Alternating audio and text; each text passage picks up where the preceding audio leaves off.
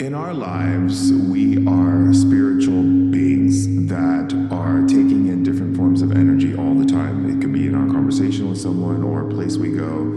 And so there's several ways of looking at that. You can look at it from a spiritual point of view, which are energies and entities that you've called in to support certain belief structures or ideas or concepts and formations of emotions that you've been wanting to be right about. And then we look at it more on a scientific level, we can look at it as negative cellular memory blockage. It's the parts that your cells in your body has been exposed to that is creating a negative frequency to your system that has been holding back your system from being able to function at a level of optimization that it could be functioning at. The thing is, what we have to understand is what type of planet we're living on.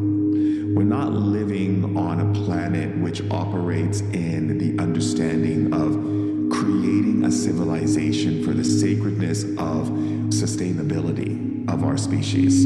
We live on a planet that basically wants to have dominion over things for the sake of power. Whatever God you believe in, then you are held to those energies. In religion, the God is based in duality, right? In shamanism, we say anything that's in duality creates chaos. Because duality is the exchange of you do this or you're punished, or you do this or you're rewarded. Now, if you look at the human dynamics of how we develop as children on this planet, a child that comes to Earth has already divine wisdom within them that has already been given to them, that has already been set up by the beings of light, of love and consciousness and divine spirit, by creation and God, to bring that knowledge forth. But then they come into a world that's been set up on a plan that says, you do as I say you do, you believe what I say you believe,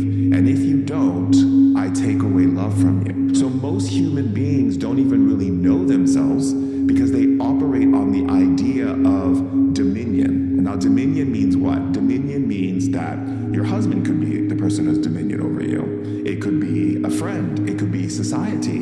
It could be your school teacher. It could be anyone you've chosen to give power to over the idea of how good of a person you are, how worthy a person you are, what you're capable of, what type of person you are as in regards to how much love you're allowed to have, right? How successful you're allowed to be. So anyone who has dominion over you, when you have anxiety and stress, you only have anxiety and stress because you have something of dominion over you that you're trying to meet the expectations to. Which your soul knows you can't, because you shouldn't even be needing to meet the expectation of anything. Exactly. Because you are everything. That's right. And so if you believe that God would punish you and you believe that God would send you to hell, right? Subconsciously, and now this is just basic science, your consciousness is governed by conscious, unconscious, subconscious, and super subconscious. And then you have your peripherals, and then your in the way in which you dilate information through your eyes and the sounds and the things you hear. And then you take references based on frequency and energy and how you choose to relate based on what you were experiencing growing up as a child and your soul journey, right?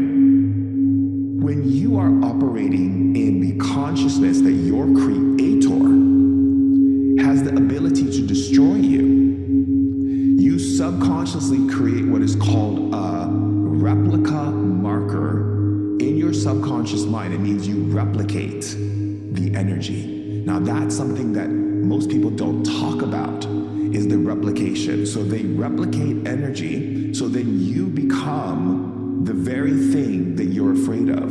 So you naturally start to take yourself apart. You start looking for ways to punish yourself. You start looking for ways to eventually either send you to heaven or send you to hell. Yeah. So you're living on what we call a scale of one day you might be in hell and one day you might be in heaven, and it's all consciously. And this is why people suffer, because people suffer because they dream suffering into manifestation. Yeah. The idea of what God ultimately wants for us is to be excellent dreamers, because when you can dream greater than the what the world is wanting you to dream, which is the nightmare world wants you to have a nightmare. That's why you have more scary movies out in Hollywood. You have more news putting out more things to keep you scared, because as long as your brain can perceive the world is falling apart, you are contributing to the world falling apart.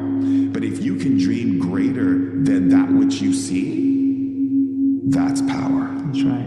And that's when we as a collective can create heaven here on earth. That's correct. That is the true atonement of divine wisdom and knowledge, which is to be able to create heaven on earth as you see it, as I see it, and everyone else sees it as it was in heaven.